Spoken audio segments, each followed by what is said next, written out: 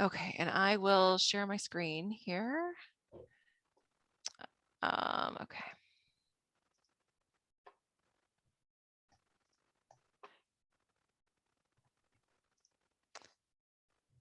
Okay, cool. So can you all see that? Okay. All right, well, welcome. We're going to talk about salary negotiation today. Irma, do you want to introduce yourself and then I can? Sure. My name is Irma Moreno, and I am a pre-health advisor at the Career Center. I am a Berkeley grad and first-gen transfer student from many years ago, many years ago. And I'm Jen Racklin. I'm also a career counselor at the center. I work with students in the College of Natural Resources, as well as MCB and IB majors.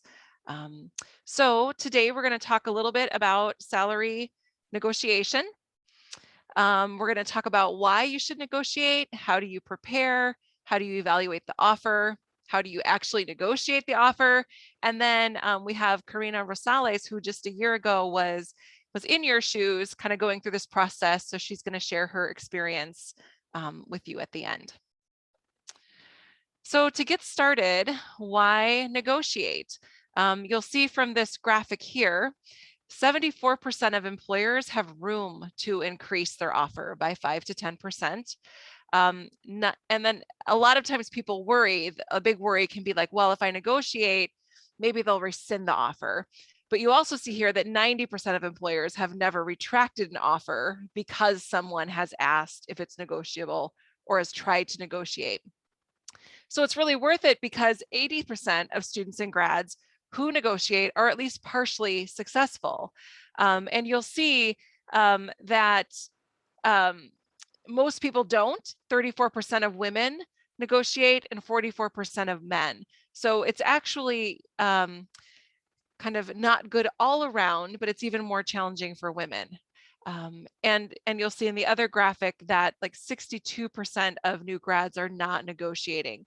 So that leaves a lot on the table. And with numbers like, 80% leave room, 90% have never rescinded an offer, there's really no harm in trying. Success rates for non-salary benefits also you'll see in the bottom right of that graphic. There are other things you can negotiate as well besides just salary, and we'll talk about those a little bit later on. So lots of good reasons to negotiate. I always encourage everyone to try because you can see based on the data here, there's no harm in doing so. And it can really help you out down the road. Where you start kind of sets the bar for where you're going to go. So I think it's a good skill to acquire. So how do you prepare to do this? The first thing you want to do is to start by researching salary. And there's a couple ways you can go about it. I think the best way, honestly, is through informational interviews. So coffee chats, Zoom talks, checking in and talking with colleagues, other alum, people in the field, and you might ask them, of course, you wouldn't say, well, how much do you make? But it's a perfectly fine question to say, what's an entry level salary range for this kind of position? At kind of where do people usually start? Totally fine to ask that question. And then you're going to hear directly from people working in the field and working at those organizations what that is. So informational interviews and talking with people doing the work, I think is sometimes the best way to get that information. But then in addition to that, on our website, we have something called the Career Destination Survey. And we ask recent grads, where are they going on to work? What is their, and what salary are they starting at? So this survey kind of gives you a range for people in majors. And that's some information that can be helpful. And then additionally, there's things like Glassdoor, salary.com, PayScale, LinkedIn Salary is new, and angel.co, which are salaries if you're kind of looking more in the startup. I'm going to take a minute and I'm going to put a link in the chat. This will show you on our website where you find these things, the actual links to these things that I just mentioned. So those are some web resources to help you do your salary research. And some of these actually will kind of give you an idea based on zip code, because obviously things are going to be higher here in California than they might be in like Illinois. And for those that don't do that, then you also want to keep in mind the area where you're living. So if you're looking at a site and it gives you salary information kind of in general, you can usually expect it's going to be a little bit higher here in California. So salary research is important. Oops, why is my screen not moving? Let's try this again.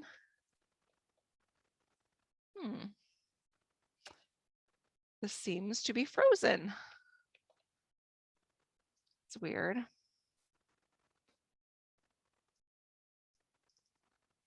Oh, here we go. Okay, we're good. We're back. So researching the salary, that's really important. But the other piece of preparation is knowing your value. So knowing your worth and what you bring to the table. So it can be helpful also for you to think about, what are the unique skills and experiences that you have to offer that employer? What sets you apart from other candidates they are considering? If you were an intern there previously, you're going to come with more experience. If you have maybe a certificate, or you have gone through a few courses on LinkedIn Learning, and you have some technical skills, what sets you apart and what do you have to offer them? Also, how will you help the organization reach its goals? And then finally, keep in mind, are there family priorities that concern you as well? So you research salary, you have an idea of what a realistic salary range is, and then you also take inventory of yourself. Whenever you negotiate, it's really important that when you ask for a certain dollar amount, that you can back that up with a reason. So taking stock of your value, knowing what's important, that's the criteria then that you can use to say, well, I was actually, kind of hoping you'd come in higher for this reason. I feel like I bring this to the table, and therefore I'm maybe not the same as other entry-level candidates. Finally, you want to determine then, based on these two things, a salary range. So what salary range seems appropriate, and what are you willing to consider? And again, just to keep in mind, you want to look at like those industry rates for new grads, the cost of living in the area, which I already spoke to, your skills and experience, the inventory you took of yourself, and then also the organization type. Is it for-profit or nonprofit? So you may do industry research on accounting. You might get, the pay might be a little bit higher at a for-profit organization than it might be at a nonprofit. But of course, there's other pros and cons and benefits that might make you choose one over the other. But just know that sometimes based on organization type, that salary range might be a little bit different.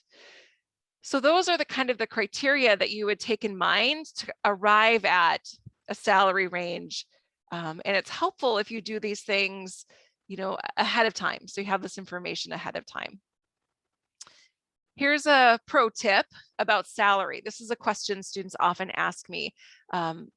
If they're asked like during the process, whether it's on the application or in the interview, if you're asked, what is your salary expectation? How do you answer that? If you're asked that on an application, I think it's okay just to put in a non-numerical text, put in all nines, put in all zeros, and just kind of fill that in that way in case it won't let you move on without, kind of putting something in that field. If you're asked during the interview though, you can bounce the question back to them and you can say, I was going to ask you that question. Is there an established salary range for this role? And sometimes that's a nice thing to ask, because a lot of times I think we underestimate. And if you just give a salary range, it might be a lot lower than what they'd come back to you with. So it can be nice to kind of bounce that question back to them and say, that's actually one of the questions I had for you. What do you have an established salary range for this position? And then within that range they give you, you can kind of decide where you'd fall or what you'd like to ask for. So that's how you arrive at getting an idea around salary. Of course, there's a lot of other things you can negotiate in the process. And so I'm going to turn it over to Irma to talk about those other factors that you might want to consider in addition to salary.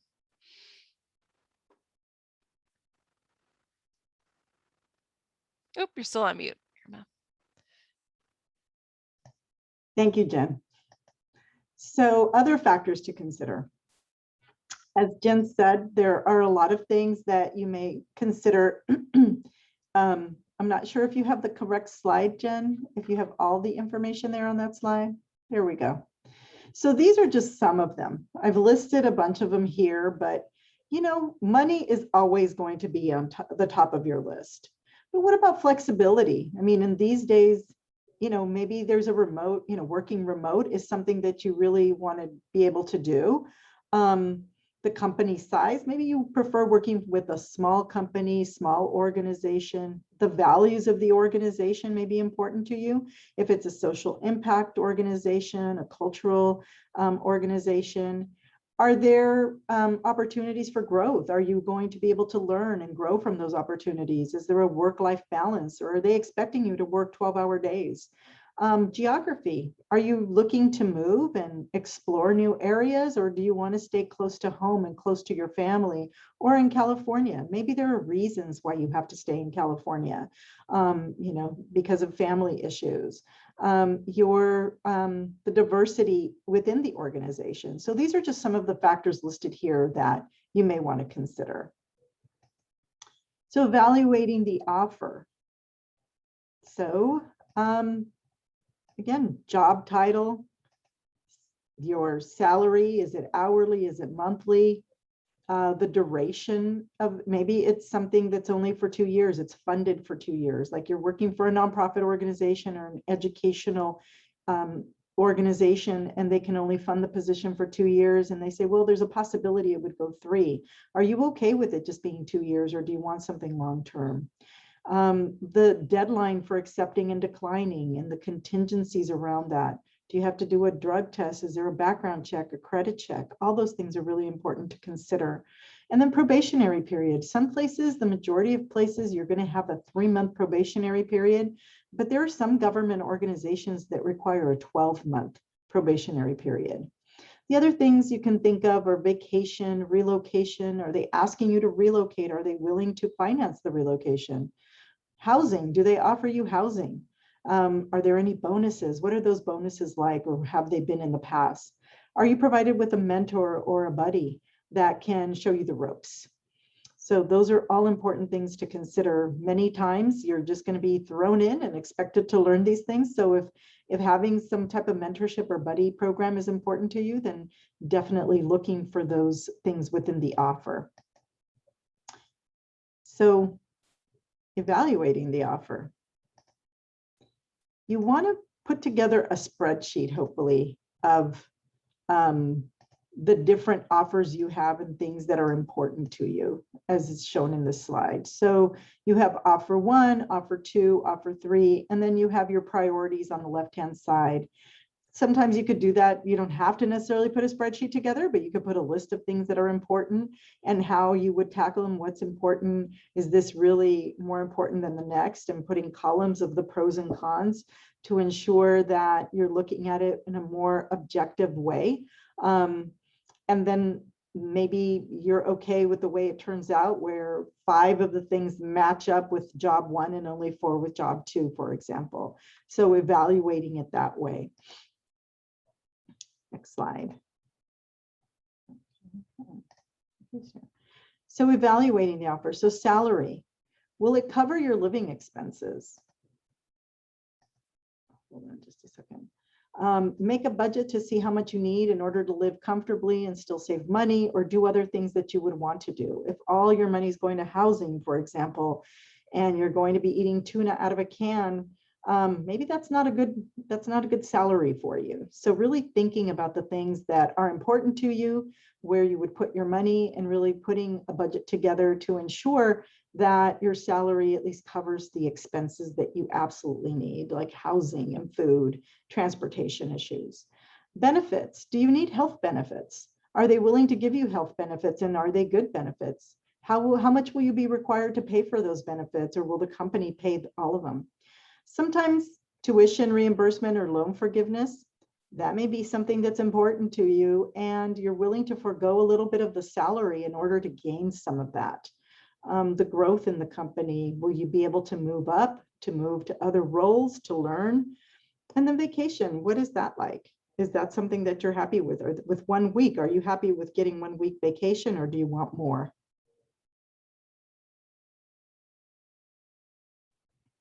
Next slide. So here are the do's and don'ts of negotiating. So try to do it by phone or in person, preferably.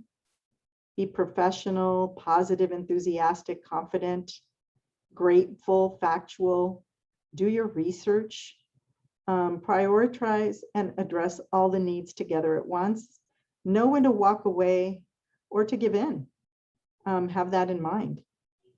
And then be mindful of the other party and be genuine. And don't include personal factors or be combative or negotiate just because you can. So we are going on to Karina's experience. I apologize, there's somebody trying to get into the meeting and I need to send them the link. So I'll let Karina go ahead, and I'd like to introduce Karina Rosales, who's an alumni, and I'll let her introduce herself a little bit more and tell us about her job and her experience. Thank you, Irma. Hi, everyone. My name is Karina. I graduated from Berkeley in August 2020, so about a year ago. Currently, I'm a research associate for the Digital Health Equity and Access Lab at the School of Social Welfare, working with Adriana Aguilera, Dr. Adriana Aguilera. And so, yeah, I'll go ahead and share about how I got to my current role and what I did in the 6 months between graduating and getting hired. So I graduated in August and I didn't know what I was doing or what I wanted to do or where I wanted to go. And with the pandemic, it was definitely hard trying to navigate job searching. So I essentially went back home. I'm from LA, so I went back home to live with my mom, and I was very blessed to be able to, stay there in the meantime to figure it all out. And in talking with Irma and some of my friends from undergrad, I figured, the best thing that I could do with my time was give myself some time to kind of, regain energy. Being at Cal for 5 years was a lot. And with the pandemic, that was just another barrier. I was like, okay, I just self-care and conduct informational interviews with different individuals. I was getting close to graduating. I was like, well, what do I want to do? What is grad school? And I never really thought about grad school. And I thought that would have been the perfect opportunity to start navigating what it looked like to get into grad school. And so I attended different workshops, career fairs. At those career fairs, if I was interested in a person, I would jot down their information and I would email them, contact them. I was part of a mentorship program and I got a mentor, and she kind of helped me navigate what post-grad life could look like, how to apply to a job. And then I was connected from people to individuals. And it was just like networking really had me working. Like I was developing my idea or my desires of where I wanted to see myself next. And through all of that, I was like, okay, it's time to apply to a job. So I started applying jobs in January, and I applied to a total of about 24 jobs. And they range from research to community health work, internships. The pandemic was still very, very, very prevalent in like January. So I really didn't know when jobs were going to start hiring or what that would even look like. And so I was like, anything at this point will do. And at that point, I was like, okay, I know that I want to go to grad school at some point. What's going to get me there? And so I've been weighing the options between an MSW and a PhD. And as an MSW, I knew that, working at a community center, a community health worker, or a patient navigator, that would kind of give me that experience. But for research, for a PhD, I was like, I don't have research experience. Well, let's focus on that. Let's look at those type of jobs. And so I applied to those jobs, and it was kind of hard in the beginning too, like January, February, March, it was like no's, not hearing back. And then April, things started to pick up. And I think that's like when the vaccine came around. So it was kind of aligning with like how the pandemic was moving. And then I found the job that I currently have. I got it from a listserv, and I had actually talked to my supervisor in the fall. So I saw the job posting in April, but in November, he had been a person that I was connected to talk to, like kind of how he had gotten into research. He's a psychologist. He's a professor at UC Berkeley. So, well, how did he get there? And never in a million years would I have imagined myself applying to his lab, a few months later. And I think that was just the universe working in my favor, and just being patient with like the circumstances and knowing that post-grad life is very hard. And then adding the pandemic, it's a very unique experience. So I was also applying to other jobs at the time, like back in LA. So in the beginning, I focused a lot on LA jobs. I was like, I'm going to stay in LA. I'm an LA native. I need to help and provide support to my community. Like that is my goal. But it just felt like nothing was really turning around in LA. Like it just seemed impossible. And I was like, okay, like I think this is time to give myself options in the Bay Area. So when this job came around, I was like, okay, I'm going to apply to the Bay. Let's see what turns out there. And I applied to the research job that I currently have with Lifelong and a few others. And like the turnaround was faster, like right away. I heard back from my job within a month. And then after that, I got hired in another month. But so basically, once I was like done with the application process and applying, it wasn't easy to make that decision. And a lot of it came down with like being first gen and like, how do you make these decisions? And how do you like live without surviving? Like, how do you learn to live, right? We're constantly living paycheck to paycheck growing up with our parents. Financial literacy, like what is that? And I really didn't know how to make those decisions and be confident with my decisions. So with talking to Irma, that definitely helped. Kind of like having those conversations. Well, she asked me one time, I was like, well, what does it cost to be Karina? And I was like, oh wow, I've never thought about that. Like, it's not just, paying rent, and it's not just paying the bills. Like, what do I like? I want to enjoy myself, I want to treat myself in different places, not just having to pay my responsibilities. And so that was something that I had to weigh the options. Like, what does it cost to be me? In addition to that, as like, okay, I have the opportunity to go back to the Bay Area. Well, what is the cost of relocating? Or what is the cost of apartments right now? Am I going to be living alone? Am I going to be living with roommates? I have a dog, so what does it cost to take care of him while also working? What were the other things? And I have like family matters that I have to support my mom. So I felt like a lot of, I had some job offers in LA, but they were temporary. It was an internship, but it was only summer internship, and it was like minimum wage. And then I had another offer here in the Bay Area, but it was a lot less than what they were offering me with the current job that I have. And so it really is kind of like what was just presented. It's like, what are your needs, and like, what are the different options that you're having, and which one is really weighing the best options.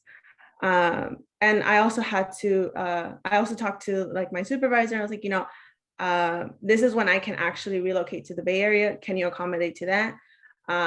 I need to take this time off for family matters, even though it's within my first 3 months. Can you accommodate to that?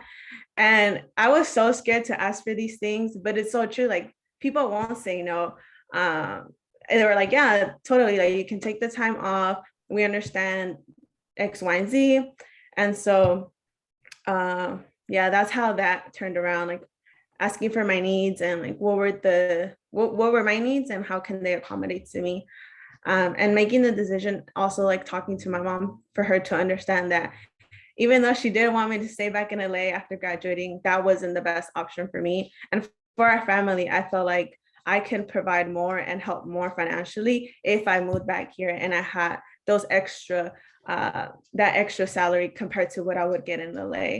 And so it was definitely hard returning to the Bay Area without my undergrad roommates and like starting like this new life. It's definitely a new chapter. Like, from like undergrad to like the workforce, and then like a whole year gap because of the pandemic. That's like, what is happening? And I would say like this job is definitely a stepping stone. And I'm entering my month 5. It's definitely helped me grow a lot.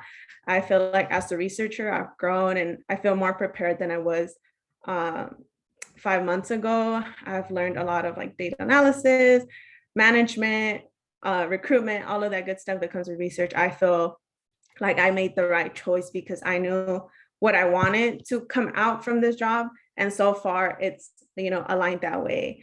And I've been able to network even within our lab with different levels of researchers. So I work with the postdoc. I work with like my professor, my PI, he's a professor, but I also work with another professor at UCSF. So like the network and the opportunities still exist. And within like the School of Social Welfare, I've been able to network with other Latinx organizations that are supporting students on campus and like graduate students. So I still get to network within the School of Social Welfare if I were to decide to go to the MSW or the PhD in social welfare here at Berkeley. So it definitely has had its perks aside from, the salary. And some of the I would say that it's still challenging, being the first job. I think what Irma said previously was really true. They kind of just throw you in and you just learn as you go. And imposter syndrome was a big thing. And I feel like I'm still kind of like working through it because like it's, like our parents, they work very minimum wage jobs in factories and cleaning, and I'm here getting paid. I feel like I'm like, oh my God, I get paid so much. But compared to like what mom gets paid, and it's like, how do I navigate that? How do I navigate? How do I finance my life? But also, how do I know that I am really worth being here? And so it's kind of reminding myself and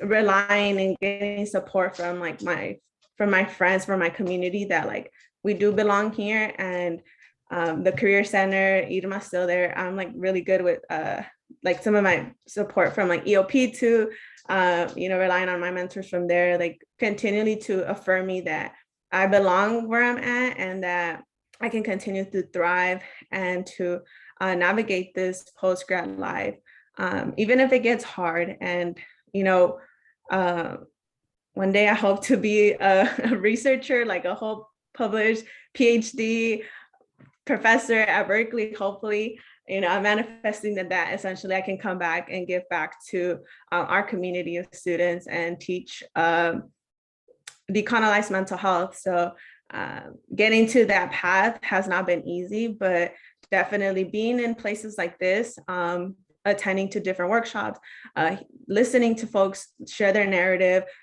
reaching out to them if they resonate something that they said, that you're like, okay, like I totally understand what they're going through, or I see myself in them. It's like, reach out to the folks, because for a long time, these cold calls, these cold emails were very daunting to me, but people are willing to share and provide resources and help you move up in your career.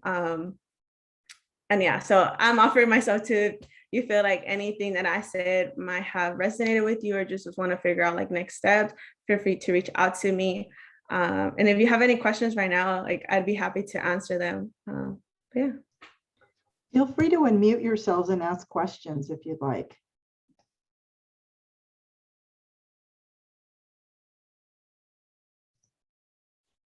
Karina, that's great. You're in a really good place, I think. So when you graduated, and when was it? Summer of 2020? Yeah, August 2020. And then you received a couple job offers the following May? I would say, yeah, about in May. Okay, so it took several months. Yeah. But I didn't start actively seeking jobs till January. So you gave yourself like 3 or 4 months. Yeah. How early do you have to apply to the job before you hear back is one question. I think that varies from job to job and from industry to industry too. Yeah. There's some jobs that I applied to that I never heard back to this day. So I don't know what the turnaround was for them. Yeah, exactly. One question I had, first of all, thank you, Karina, so much for sharing. Yeah, it's really great hearing your stories, first gen low income, and I can really relate to that. So thank you so much. One question I had for a salary related topic was, so a lot of companies now are remote and their headquarters is, let's say, I don't know, like Merced, but then you're living in Berkeley, which has, high housing rent and stuff like that. So do you all know if companies are obligated to pay you by the location of where you are located or where the company is located? And how can you, especially if it's like a hybrid role, how do you kind of negotiate salary that makes that, that works for both where your current location is and the fact that it's like remote? I don't know if that makes sense. Jen? Sure. Yeah. So, I mean, this is the thing. It never hurts to ask and it never hurts to negotiate. They aren't obligated. They don't have to do that. But if they want the best candidate, they might be willing to do that. So that's why, you just never know. And that's something that you could say, like if they come in at 50, you might say, wow, I'm really excited to get this offer. I'm just wondering, are there any, are aspects of this negotiable? You want to get the whole package. So you want to get the salary number, but you also want to be able to see all the benefits they're offering. So you can ask, like, hey, I'd like to look this over. When do you need to hear back from me? And are aspects of this negotiable? And then if they say yes, you can go back to that criteria we laid out, come up with what your salary range is. And if you feel like, okay, well, 50 is in my range, but I'm here in the Bay Area, cost of living is higher, their headquarters are in Merced, it doesn't hurt to say, I'm wondering if the salary is negotiable. I'm living in the Bay Area, cost of living is pretty high here, would you be willing to account for that? So it never hurts to ask. The worst they're going to say is like, no, this is negotiable, or no, I'm sorry, we can't accommodate that. And then it's like, okay, you can look at some other things too. But yeah, I would never discourage you from asking that, because you just don't know. You don't know who's in the candidate pool. They might be really excited to have a Berkeley grad. So, or you might bring things to the position that other people don't. So yes, that is an element that you can, I said before, when you negotiate, you always want to back it up with a reason. So cost of living in the area that you're living, that's a reason. That's something you can, ask and say, and this is why. We had a question. It says, if the employer doesn't mention salary, would it be rude to ask, or would it be okay? It's never rude to ask the salary. I think Jen can back me up with that, and Karina too. You have to live and you are applying to this position. It really depends on when to bring up the salary. Sometimes the salary isn't listed, and I think Jen had a slide on that. When it's appropriate, if they say, what is your range, then you bring it back to them and say, well, what does a person in this position normally get? And then you can go from there and say, well, I need to think about it if this is going to work for me or not. But it's never, you always want to ask that question. Always.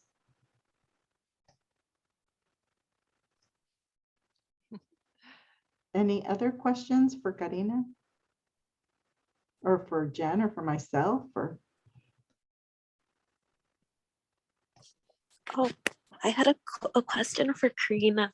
So when you graduated with your BA, I like your position is really interesting, and it's something that I kind of want to go into the future.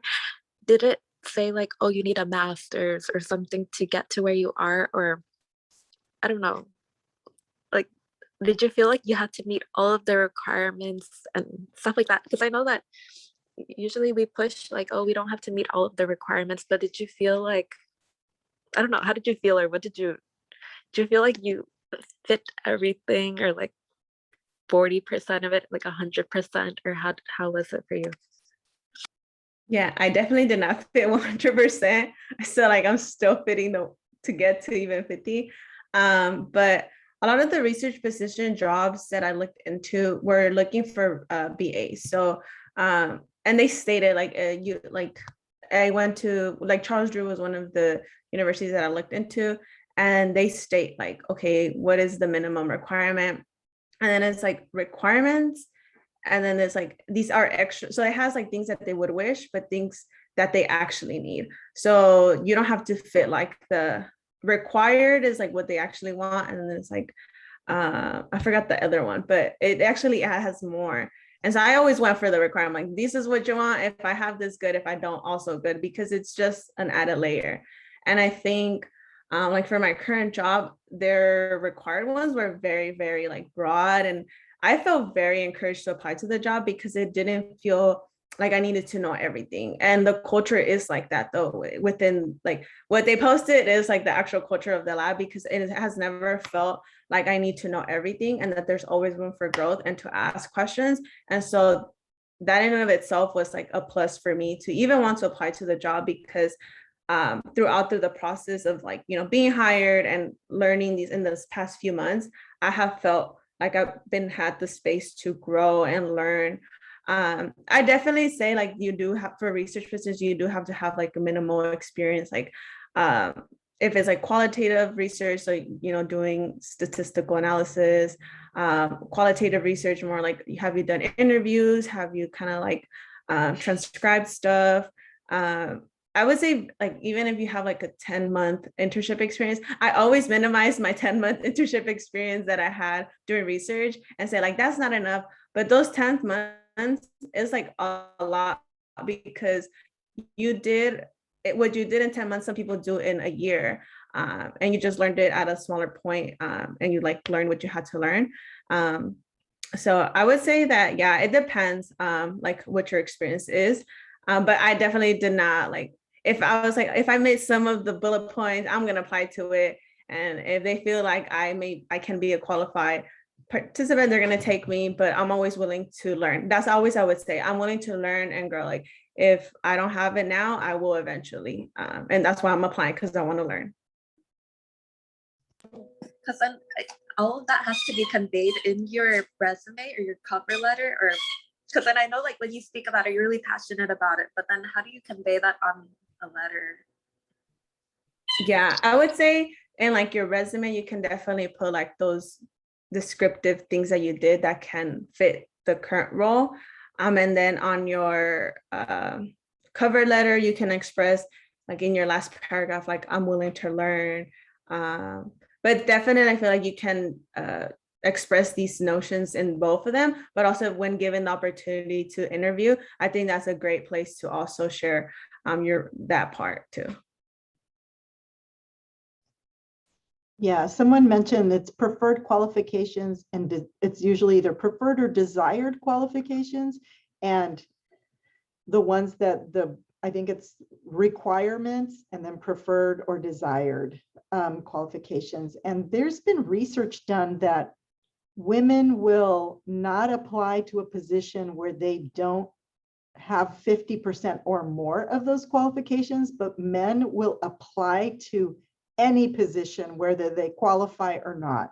So, you know, it's been done. The research has been done on that. Yeah, I always say, I think, you know, we're the hardest on ourselves. And then like Karina said, if you have that imposter syndrome happening too, you may rule yourself out, you know, before a hiring committee ever would. So I try to remind people, you know, if you see something that you're interested in and you meet, you know, even half of the criteria, go ahead and apply. We don't know what they're willing to be flexible on. We don't know who else is in the pool. So your job is to apply, and then they can decide, you know, how you fit for them. But you don't need to take that on. You know, don't you rule yourself out. Let them do that. Yeah, I think that that, Karina, you went ahead and that you applied to this position, not having all of it, but you are learning. And is it getting you a little bit closer to what your end goal was, exploring research and whatnot?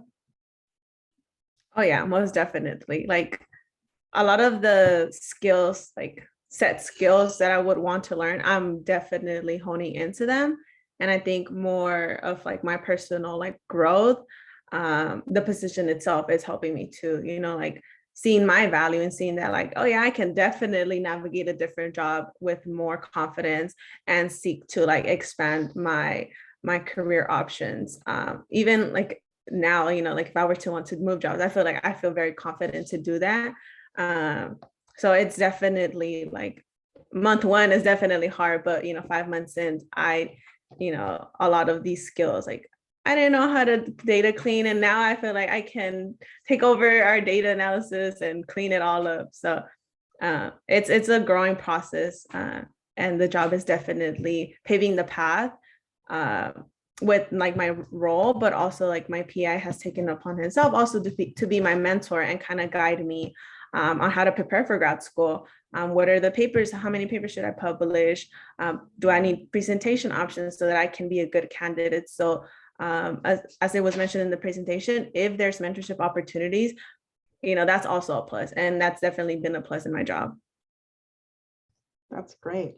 And I think for a lot of things that just came to mind too, when you're looking at your resume or you're thinking of the qualifications that they're seeking, don't discount like some of the work study jobs you've had, some of the extracurricular activities you've been involved with, because maybe you didn't have a job where you were interviewing people or doing something in particular, but maybe one of the organizations you did event planning and you had to keep the budget and you had to recruit speakers and monitor things and facilitate certain programs or platforms, use certain platforms. So don't ever discount any of those activities you've done and qualifications that you've gained or skills that you've gained in those particular extracurricular activities.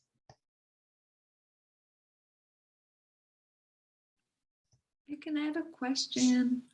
Hi, Karina, it's nice to see you. Let's see. Yes, how do you keep yourself motivated throughout the job search process, since it took a few months? Yeah, let's see. Definitely, well, a big part was like faith and prayer, like just knowing that my time would come. But I think like the support of my roommates from undergrad, that was like key. Like we were all kind of navigating that together and knowing that like I wasn't alone. And it was like sometimes, just especially like, because everything was virtual. So we just would, FaceTime or Zoom call. And it's like, let's work on applications together. And just like, and also hearing, I think like validating and being compassionate with myself that like people struggle to find a job post-grad, but this notion that you are facing a pandemic while graduating, that's a unique experience. And I think it was a lot of like reminders, like doing it for myself, like reminding myself, because a lot of people did remind me and a lot of people did affirm me and like provided that compassion, but it came from like myself. So it was those reminders, but also just enjoying like the time. And I was like, once you're in the workforce, it's gonna go from there. Like you're gonna be working and you're just gonna be moving up and as you wish in your career.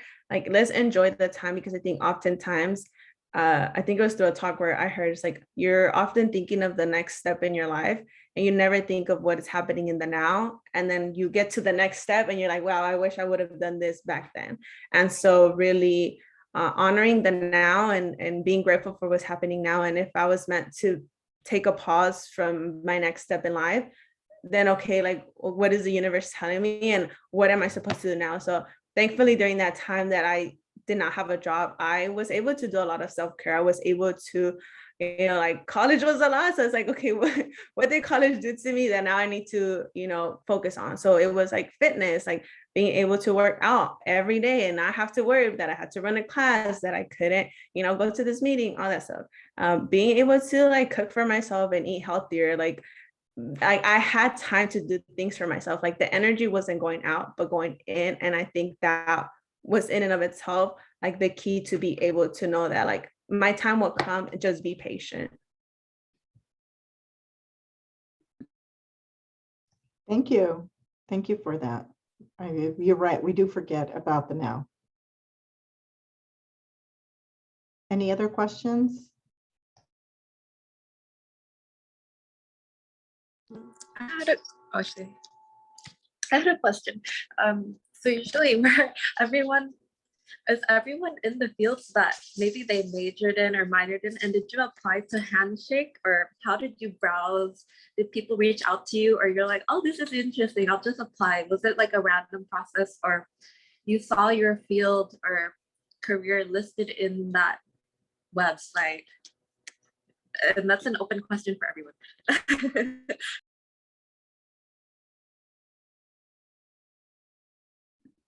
I can share. So for me, it was through like my informational interviews that I had conducted throughout like the fall. So I talked to people in like with their Psych D, with their PhD, MSWs. I feel like I was interested in like nursing at some point, PA, and I was like, okay, what are people doing? What did they do? What are the jobs that they took on to get where they're at? And kind of like knowing kind of like their journey, it kind of paved like the idea of where I should go next. So like I mentioned, like for research, I knew that I had to have research experience. So getting a research assistant position was ideal.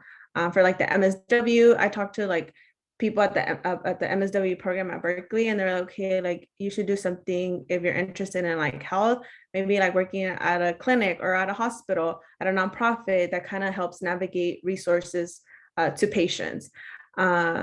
And so it varies, right? I know like one of my friends, she just wants to go into education. So like what kind of like working at a school as a tutor or like an administrative person in the school. So it depends. And I think, like I said, networking and doing informational interviews helps a lot to kind of figure out what paths people take to get where they're at, because it's not a linear path, right? Some people take very, you know, it's not like straight path, it's like steps to get there. And so sometimes you might derail from your end goal, but that doesn't mean that you won't go back. And then in terms of like looking for the specific jobs, I honestly just Googled. I was like research positions in LA, research positions in Berkeley, or then I would go to specific schools, right? Research is done at hospitals and schools. So like I would do UCLA research positions, and then I would go through their portal and just look for research positions. For like community health worker jobs, I would just do community health worker in LA, or very specific in Compton. And then I would look at the organization, and then they would auto populate like what positions were open. I know like I think Handshake also has them, but it was hard for me to navigate it. Honestly, I was like, this is not the place for me. So I would just Google search most of my job offers. And then also some majors departments have like listservs. So for the school social welfare, we have a listserv. And so I would just skim through my listserv of job offers that were posted and just see like which ones I was interested in by region, salary, because some of them did have that experience. So it varies upon like looking for jobs. And I would say, yes, my current job is like in the field related that I majored in. But I know people that don't, because they major in something and they're like, I actually don't like doing this. And they're like figuring it out after graduating. What was your major again, Karina? I double majored in psychology and social welfare. And I think what people fail to see is that most jobs have a BA or BS requirement. It doesn't say specifically like psych or MCB or public policy. They just want someone with a BA, because that means that you've spent 4 years doing analysis and learning. And so having a BA or BS is important. And one other thing I wanted to share with everybody is that we have the Berkeley Career Network that has a list of about, I think like 6,000 different alumni that have posted their information on this particular website. So if you're interested in a particular field or area, you can always contact an alumni through that and set up an informational interview. And I think, like Karina said, there are people there willing to mentor you. They've signed up because they're excited to share information about their job or their experience. I think a lot of the folks that you find on there will have had, either if they're recent graduates, they'll have 1 or 2 jobs, but then if they've been out of Berkeley for a while, they have had several careers. So it's really interesting to talk to some of these people. I know I've talked to some of them, and it's really interesting how they got to where they are currently now employed. Did you want to add anything, Jen? No, just to really emphasize the informational interview piece, Karina, I love that you brought that up. And actually, I don't know what your experience was, but when Lily had asked, how do you stay motivated? I find that if you have a mix of job search strategies, if you're looking at postings and you're applying that way, that's great. But that can get you down really quick, because you put in all this effort, you don't hear back, you don't know what's happening. If you do a mix of that kind of application, but you also do some networking, I think that can also help keep things really positive, because then you can have this back and forth conversation. I mean, you can say to somebody, what are you really seeking in a competitive applicant? Or, even like, hey, I'd love your advice. Would you mind looking at my resume? Do I look competitive? You can actually get some feedback rather than putting everything out there and not knowing. So I think that I just love that you mentioned that, because I think that that's also a much more positive way to go through the process too. You get some support. Well, we have 1 minute left. If there's not any more questions, I'd like to thank Priscilla for inviting everybody, Karina for presenting. You have a wealth of information, and I think it's so valuable, because you are a recent graduate. You went through the process. You're a former EOP student, and I think a lot of students can relate to your experience. So thank you for that. Thanks, Jen, too.